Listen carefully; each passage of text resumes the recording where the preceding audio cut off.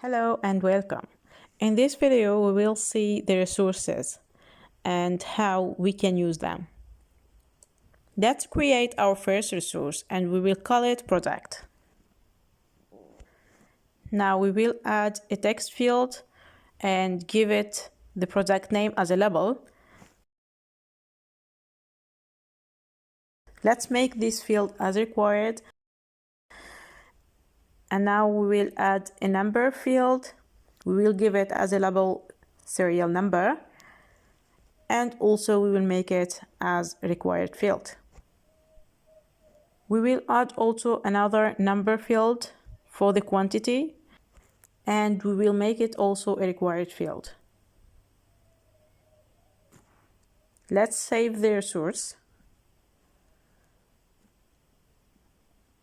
So we can use the resource through the Use tab and through integrating it in a form.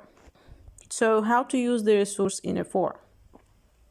To call a resource from a form, we need to add a nested form component.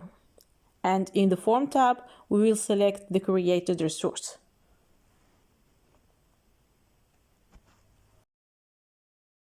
Let's save the form now and go to Use tab.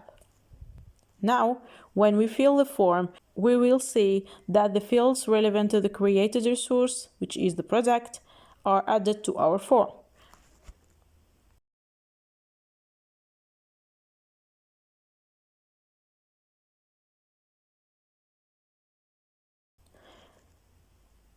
As we have a submission that have been done before adding the resource, the fields relevant to the product resource will be empty. So let's fill them and save the form again.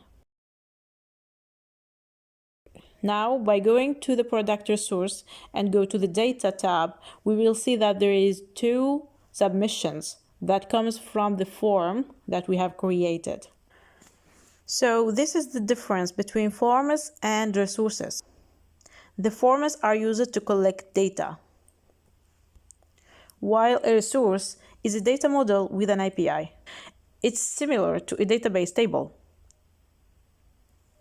So when we create a resource, Form.io automatically generates a schema, REST API endpoints, permissions, a hidden form for managing the data. So resources are meant to be referenced inside other forms. So that's all for this video. See you in the next one. Goodbye.